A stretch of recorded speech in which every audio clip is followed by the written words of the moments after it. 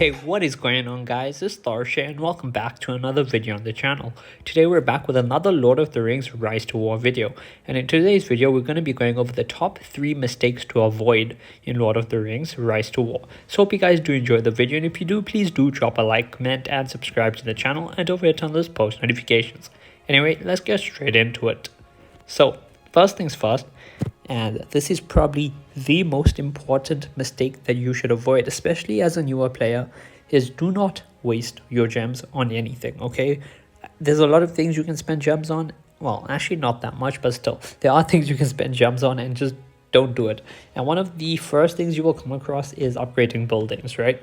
So if I go to upgrade a building, let's say my battlements, okay, we can upgrade that, and I can speed up. But if I don't have speed ups now, as you can see, I can spend gems to buy an 8-hour speed up, but in this game, it's not worth it. Just do not do it. Do not ever bother buying speed ups, okay? Unless you're a whale and you have 500,000 gems in your account, at which point I don't think you're gonna miss that 300 gems, okay? If you're a whale or kraken or anything, you know, if you're a big spender and you have a ton of gems and this just doesn't matter to you, then go ahead and do it. But for anyone else who is a low spender, or you know, who doesn't buy anything else besides maybe a season pass here or there, or even worse is if you're free to play and you know your supply of gems is determined on, you know, what you earn in game from rewards and stuff like that, do not ever waste your gems buying speed ups, okay? Just don't do it, please. Instead, what you should be saving your gems for is 2 things, and these are the only 2 things that you should be using your gems on. So the first is, if you come over here, you will see the precious antiquities chest, and every single day you will get 1 free pool from it, right? However, your second pool will not be free, but it will be discounted. So instead of it being 400 gems like it normally is, it will only be 200 gems. And this is one of the 2 things that you should be spending your gems on, as you know, if you're a free to play player or a low spender. So you get the free pool, boom, maybe you pull a legendary, who knows. I unfortunately didn't pull anything really great there, but that's okay. That's the first thing you should spend your gems on, right? It's a discounted chest, it's well worth it, and you know, you need a pool chest to get commanders, to get gear, to get respect for your commanders, so you might as well as just, you know, go ahead and buy that first chest, okay? It's only 200 gems, it's half price, and it's well worth it. Now, the second thing that you should do is, when you're in a campaign, you will come to your tavern and you will be able to send your commanders out on mission. Okay, I don't have any now, but every day there will be 3 missions, right? And then you can send your commanders, and most of it will be to gather, you'll be getting XP from it, but you'll be gathering respect for your commanders, and there'll be 1 or 2 where you can randomly get an item. However, once you have finished those, now you can refresh them. However, the first refresh costs 200, the second one costs 400. And I recommend this as the second and final thing you should spend your gems on, and that is the first refresh only, okay? So I'm going to refresh here. If I can click the button, please. There we go. So I'm going to refresh it. As you see, now we can do this. This is a 5-star one. This will give us 20,000 XP, which helps level up our commander, but more importantly is, it gives us 45 legendary respect for the commander tribute. Well, he's a legendary, hence, you know, respect for a legendary commander. So we're going to send Theoden, and we're going to send him on there. Perfect. Let's go to the next one. This is going to be 30 respect for Legolas. We're going to send our Ari over there. There's a 4-star one. This is going to give us some, what's his name? Celeborn. He's going to give us some Celeborn respect. I'll send Legolas, and I'll send Celeborn to gather Celeborn respect. And the last one, this is going to give us a random piece of equipment, and there's a 1% chance that we could get a legendary piece, 10% it could be purple, you know, 50% blue, and 39% green. So we do have a chance of actually pulling something rare, so we're going to send our Arwen to do that. And we can actually speed these up, because I have a bunch of speed ups, right? Come on, give me, no, just give me a blue, but you get the point, right? So those are the 2 items that you should use your gems on. Just to recap that first point, do not waste gems on speed ups, do not waste gems on upgrading buildings or anything else. The only thing you should be using your gems on is the first discounted chest that you get every day for 200 gems, the precious antiquities chest, and then the first refresh that you get in the tavern. It's going to cost you 400 gems every single day to do this, but hey, it's the best thing to spend your gems on. Hopefully you have some good luck and you get some good commanders or equipment out of this. Now, on to the second tip, or should I say the second thing to avoid, and that is thinking legendary gear is where it's at for everything and completely dismissing purple gear. Or in some cases, if you're in an earlier season like season 1 or season 2, even blue gear could still be pretty helpful back then. So what do I mean by this? Well, you're going to see a lot of people, they assume legendary gear, because it's legendary, is going to make them amazing. It's going to make them OP. It's going to just, put them at the top of the food chain. But it's not unless it is, fully upgraded like this Endured Calabash, where it's actually giving me 30 might, 6 army HP. And even this, it's not fully refined. If it was refined, it'd be doing a whole lot more. But, at least it is fully strengthened, so it's still giving me a good amount of might and army HP. That's pretty great. However, you'll also see people who will have 4 legendary helmets on 4 different commanders. Each one will have maybe 1 or 2 star strength, and that's it. And those 4 helmets are just not where it's at. Instead, you should combine all of those helmets into one on one commander.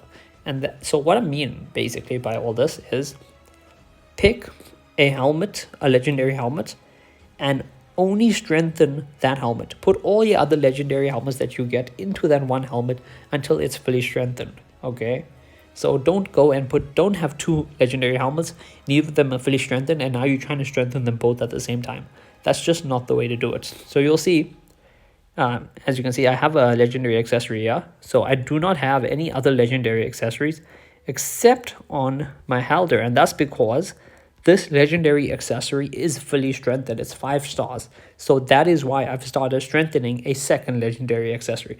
However, I'm not going to go and start strengthening a third one at the same time. I'm not going to have a second and third one. Both of them are not fully strengthened, and I'm trying to strengthen them both at the same time. Any legendary accessories I get will be going into this carved dragon tooth. So instead, you ask, if you're not using your legendaries, what to do? Well, just put some purples. Purples are amazing. If I have a look at this quilted armor. This is such a good piece of gear. It gives me 30 might, which is amazing. It gives me 12 focus, which is pretty decent. And it gives me 18 speed, right? So just on raw stats like might, focus, and commander speed, it's pretty decent. However, this also gives me an effect, focus protection. Allied units focus damage received minus 60%, which is absolutely amazing if you're fighting Galadriel, if you're fighting Sauron, if you're fighting any focus-based commander. So what you should do is your legendary items, you have weapons, you have chest pieces, you have helmets, and you have accessories. Okay, so for your hand or for your weapon, have every legendary weapon you get going into one, or being used to strengthen one legendary weapon until it's fully strengthened. Once your first legendary weapon is fully strengthened, then you move on and start strengthening a second. Same for your armor. If you have a legendary armor piece, strengthen that one completely. And only once that legendary armor piece is finished strengthening, then you can go and start strengthening a second armor piece. Third, obviously, your helmet, the exact same thing as before. Do not strengthen another helmet until your first helmet is fully strengthened. And finally, for your accessory, the same thing again. Do not strengthen another legendary accessory until the first legendary accessory is fully strengthened. Now, there is a slight exception to this rule, okay? And that is if you pull something, or you pull another legendary accessory. Say, for example, let's say you upgrading your helmet, right? So you have a legendary helmet, for example, let's say you needed an ancient Numenorian helm, right? Because I'm just using it since I have one. And you are all in on strengthening this. Great. Make sure you strengthen it fully. However, let's say you pull a hunter's guide, right? And this hunter's guide, it actually has, so let me just go to effects. And it has, if we go over here, special effects, a max refine stat. And let's say you pull a hunter's guide with the Aegis on it. So a Aegis hunter's guide is obviously very hard to get. And the Aegis effect is amazing. First 4 rounds, each army, each round, 100 chance against stun immunity and madness immunity. So you are busy trying to strengthen your ancient Numenorian helm, right? And you pull this hunter's guide with the effect Aegis, which is an amazing effect that you're definitely going to need or definitely want, on one of your commanders. It's going to give you stun and madness immunity. Then in this case, you can save that helmet, okay? you can click on it. So you can actually do this, and you click the lock button, and that just won't let you accidentally use it towards strengthening. And I know I said put everything into strengthening your one thing, don't start on a second one. However, in this case, the piece of gear that you pulled, or the helmet in this example, it's so good, it has such a great effect that you don't want to get rid of it. Instead, you're just going to save it, right, until you finish strengthening that first helmet. And then when you are finally ready, you can unlock this, you can equip it onto a character, and you can start strengthening that next. So hope that made sense to you guys, and if you have any questions, just leave it down below in the comment section and I'll get back to you on that. Anyway, on to the final thing, the final mistake to avoid, and that is focusing on too many commanders. Okay, and secondly, and this kind of ties in, which is why I'm including it as one big mistake that I see people sometimes do, is one, they either focus on too many commanders, or two, they play a commander simply because they like that commander, maybe from the movies, from the books, from a video game, from a Lord of the Rings video game or something. And that makes them use a commander that's just not apt for the situation. That being said, I completely understand playing a commander you like. For example, I really like Galadriel and Arwen. Like, I absolutely like them, right? Like, Galadriel, she is really cool. She has some really cool scenes in the movie. She's extremely powerful. She wields one of the 3 Elvish rings, and yeah, she's just completely awesome, except in the Rings of Power series, which we don't talk about, and which I thankfully have not watched, but I read reviews on it, and I know it's just, yeah. Anyway, let's continue. So, on to my 2 favorite commanders, Galadriel and Arwen. So, I absolutely loved Arwen, and in season 1, I unlocked her over Legolas. As you can see, my Legolas is level 2, because all the respect that should have gone to him as they share respect item went over to Arwen instead. And I tried to use Arwen, and I only picked her because, she was one of my favorite characters. But she just wasn't that great in PvP. I mean, she was great. She was okay in PvE, she was fine in PvE with all the heals and stuff. And she was good against bosses. But in PvP, which is all I was really angling for, she just wasn't at it. She wasn't what I needed. So I instead left her behind. Now I don't really use her, though if I do get her at a very high respect, maybe I will start using her again, as I have seen some really powerful, really PvP worthy Arwens that have just gone in and smacked people around. But getting back on track, when you are picking commanders to use, pick 2 main commanders that you want to focus on, that you are going to use for PvP, okay? So, for example, my main 2 PvP commanders are Gimli, absolutely amazing damage commander, and Eowyn, a really great, army buff commander. And she's only tier 1. Gimli is only tier 2.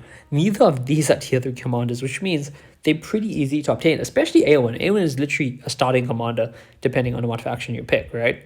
So, you have 2 really good PvP commanders, which I've then, gone and dumped lots and lots of respect in, so that I have them much higher respect levels, which means I can have more of their skills in battle.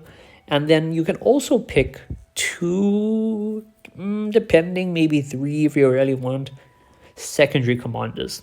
But these secondary commanders, you can use them in PvP. Like, my secondary commanders for this season were Helder and Gandalf the Grey, though I'm going to switch over to Gandalf and I think Galadriel for next season. But your secondary commanders are mainly going to be used, especially early game, for PvE. So Gandalf the Grey, really great. He's actually also really good in PvP, but he's not one of my main PvP commanders, and I haven't been using him for PvP this season, as Gimli, with his superior halberd with fire protection, has been, taking care of any Witch Kings I come across. But that being said, my secondary commanders Helder and Gandalf the Grey, and I primarily use them for PvE, like bosses, for sweeping mobs if I need to, and sweeping mobs as well, because now with the addition of the experience scrolls, you have to sweep mobs to get these. So, but you also need tough commanders to do that, because the mobs now are level 40. I have to sweep level 40 mobs to actually gain those XP scrolls. So I have my Gandalf the Grey ready to go and do that.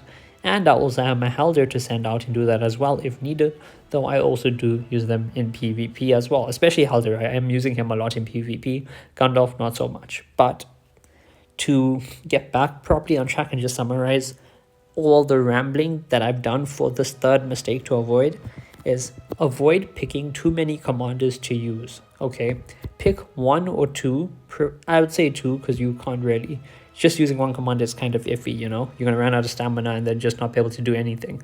So pick two main PvP commanders and then pick 2 or 3 supporting commanders. I say supporting PvE commanders, but you can also use them in PvP if they are good for that and if they are leveled up.